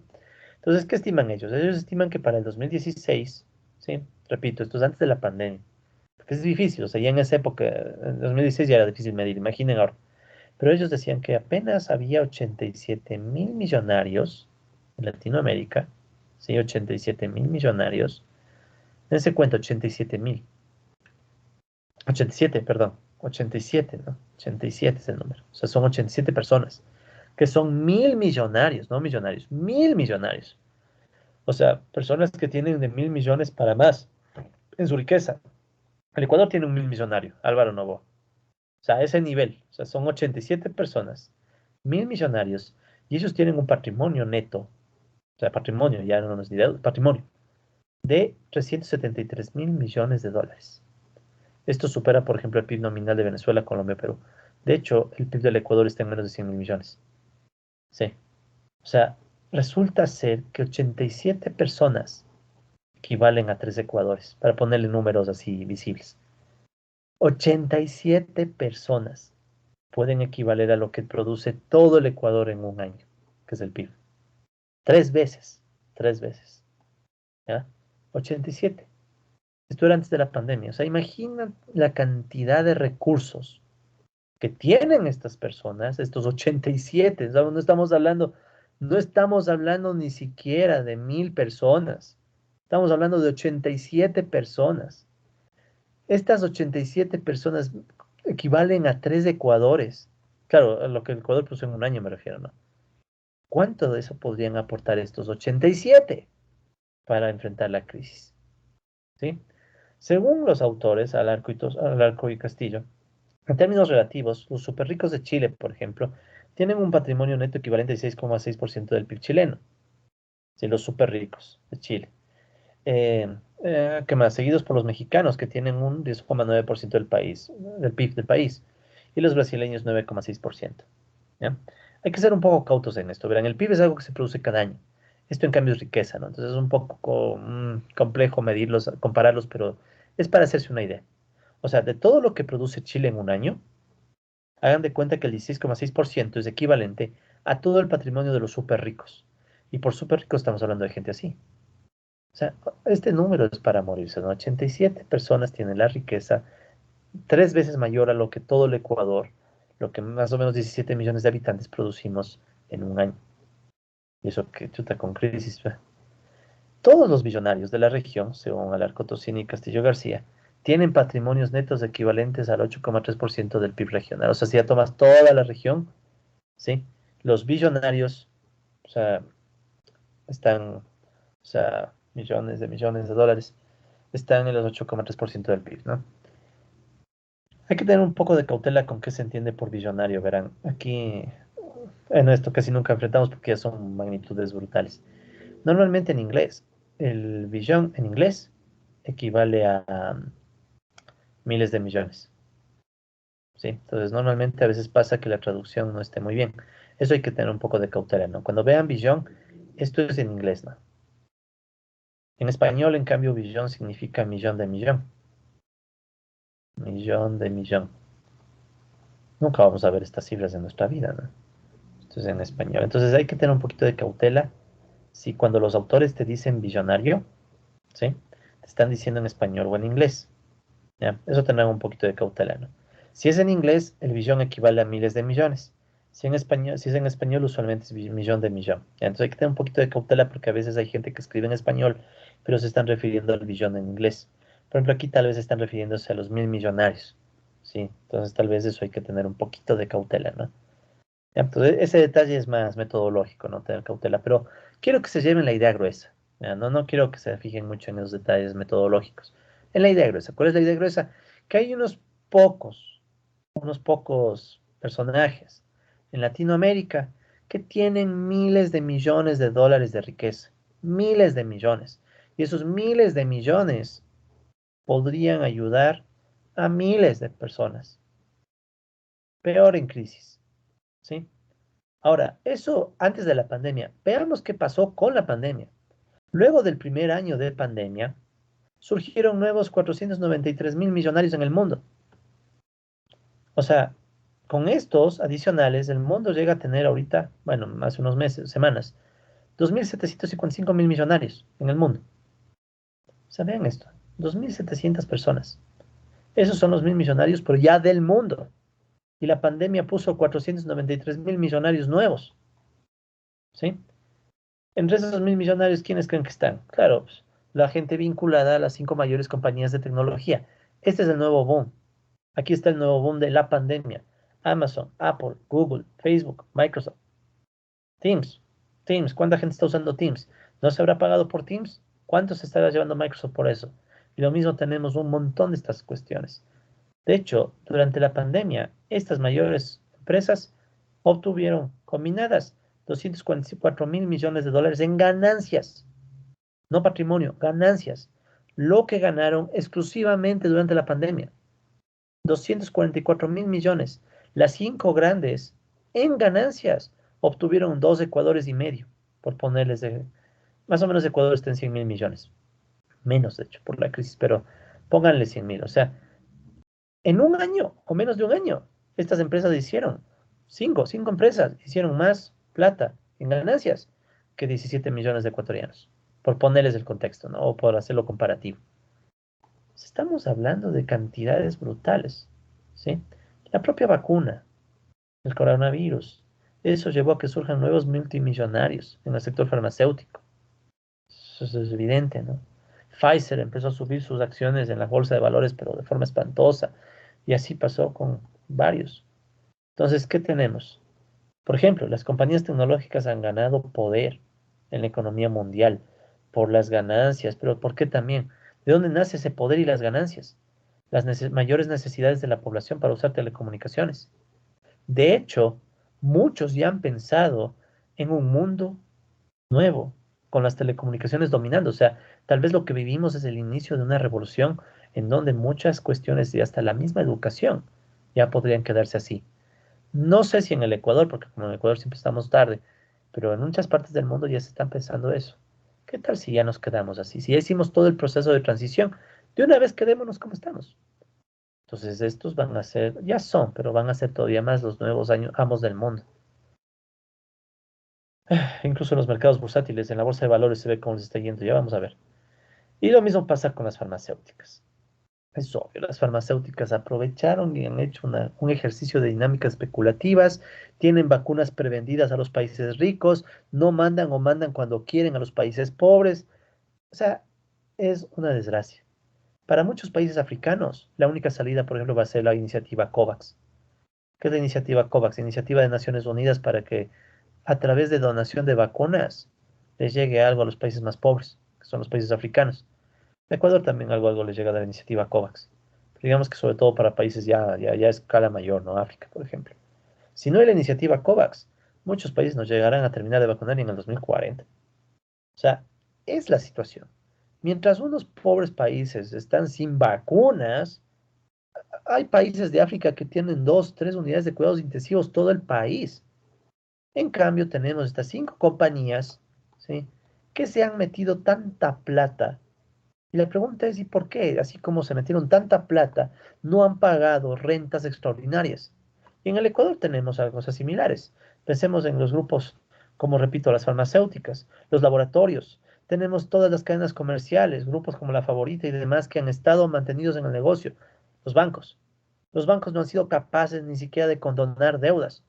El presidente actual Lazo tiene que pedir de favor que bajen las tasas de interés, graciosamente siendo él ex banquero, ¿no? O sea, habría que ver hasta qué punto tiene que pedir de favor, ¿no?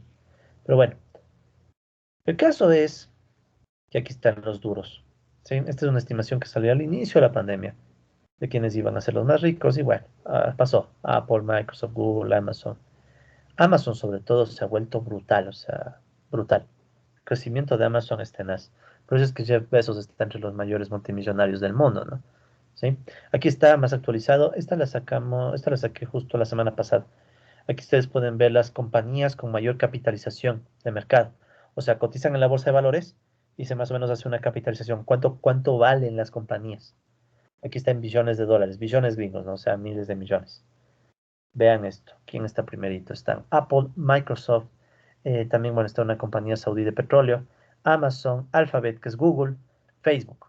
Bueno, aparece otra empresa y aparece Tesla, ¿no? Ya empieza a aparecer. Al grupo Alibaba de China y así, pero vean eso. O sea, estos son los duros del mundo.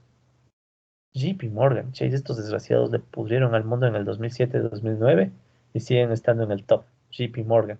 JP Morgan es un nombre que se van a acordar de la anterior crisis. Johnson y Johnson, vean aquí qué interesante ya empieza a aparecer, ¿no? Johnson y Johnson. Saben que Johnson y Johnson tiene desarrollada su vacuna contra el coronavirus. Les ayuda a subir. Sí, es de los que más están subiendo. Porque tienen una ventaja, es la vacuna de una dosis. Entonces tú solo una vacuna y ya.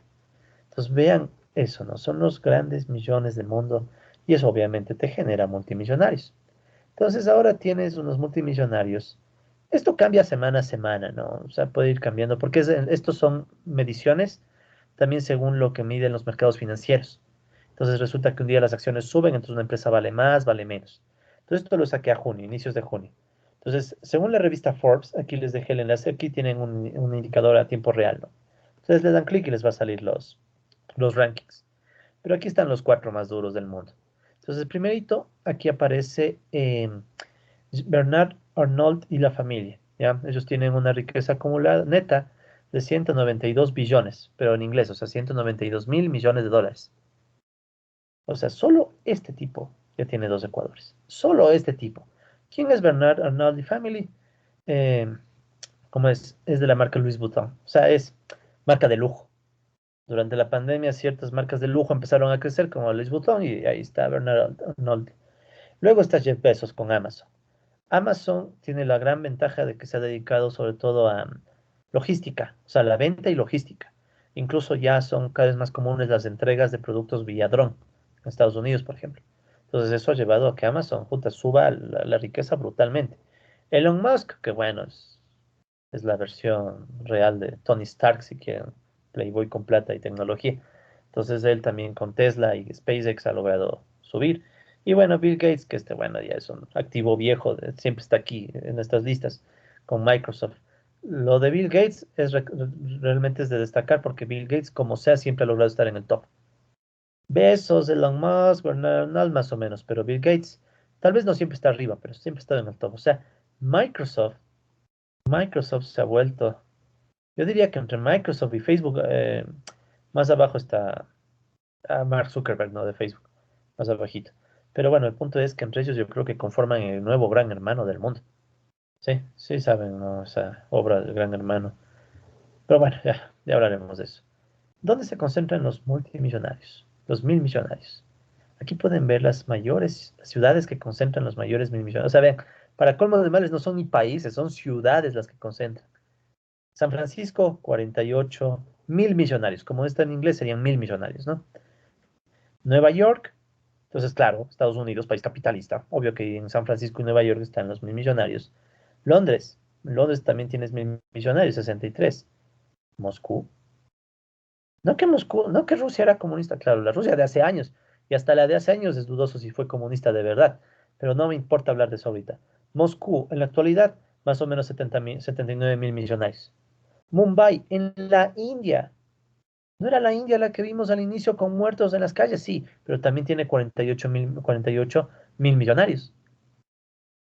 ¿Qué otras ciudades? Vean las ciudades que más acumulan mil millonarios. Beijing, Hangzhou, Shanghái, Hong Kong, Shenzhen. Ciudades chinas. Pues que cuando yo escucho a veces gente que dice, China es comunista, me da hasta pena. China es de los países cuyas ciudades han logrado acumular el mayor número de mil millonarios. ¿Sí? Sobre todo vean Beijing, 100. O sea, Beijing es la ciudad, al menos en el 2020, durante la pandemia, que concentró al mayor número de mil millonarios comparándose con Nueva York. O sea, 199, por ahí peleándose. O sea, hoy por hoy, los mayores países capitalistas del mundo, y esto que quede claro desde la primera clase, porque no quiero escuchar tonterías de mi clase, y disculpen, es un buen plan, digo, ¿no? Pero igual no quiero escuchar cosas. Los principales países capitalistas del mundo ahorita son Estados Unidos y China.